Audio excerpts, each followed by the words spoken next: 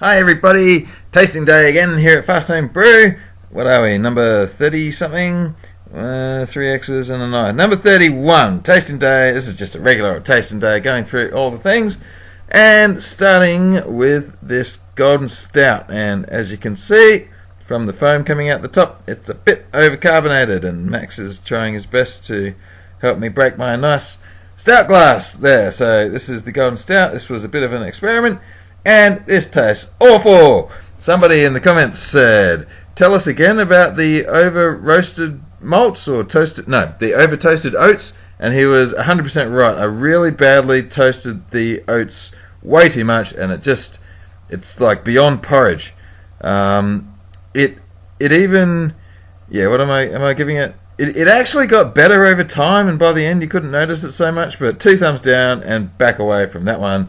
Do not make that recipe, and I'm probably never going to try it again. Okay, moving on now to something good. This is my Redry IPA, which I call Ripper because it's right, get it? Yeah?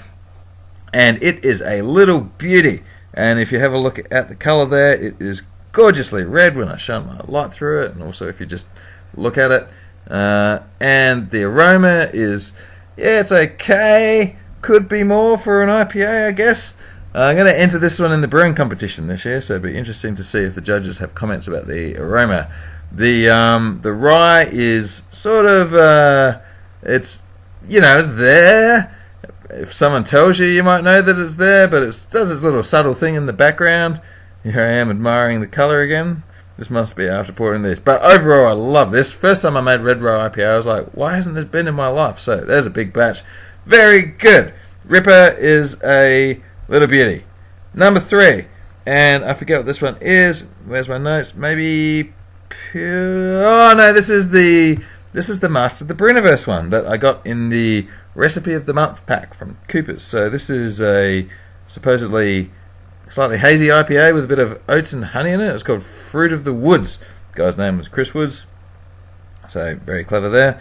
And yeah, so this one's a really tasty little beer. It's not really an IPA, I would say. In the Recipe of the Month packs, you don't get many hops usually. It's a bit under on that, so there's not much aroma there. But it is a tasty little beer. So I've had this one around for a while now. The honey and the oats have dissipated a little from what they were, but overall it's just nice, and I really enjoyed it. So that's 2 thumbs for a very tasty beer, but could be more IPA-y, so one of the thumbs fell over onto the table there. Maybe it had a few Master of the Brewniverse brews. Okay, now this was my pilsner, which I decided to make after really enjoying the mouthfeel on a light golden ale I did recently. As you can see, it is not clear. It is supposed to be clear, but it is not. But anyway, moving along from that, this one's also I didn't get the same mouthfeel. I just tried using less grains, putting in a touch of wheat, and it's got beautiful head retention. They're really fluffy, pillowy sort of head, but not quite that doesn't translate into the mouthfeel. And the taste wasn't all that exciting either. So this one, what am I getting? I'm guessing a 1 thumb here, maybe. I'm only giving it a meh. So yeah, there you go.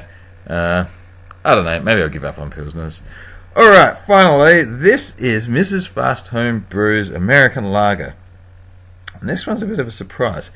It is like see-through. I don't know if you can tell from like quite how clear it is. So this one was basically just flake rice and pilsner malt, and it's exactly what it's supposed to be. It's really just your sort of summer drinking beer without any flavour or hops, and just knock it back ice cold sort of thing, because my theory about beer that advertises itself as being ice cold is that it actually tastes awful. But this one tastes okay. It's good. It's exactly what it's supposed to be. I give this 2 thumbs up. So good job there, Mrs Fast Homebrew. I'm brewing a sparkling clear, very drinkable lager. So there we have it. That is not that number on that. Oh yeah, I didn't film the thumbs for this one. I had to reuse the footage. But anyway, thank you for watching Taste of Day number 31, I think, not 29.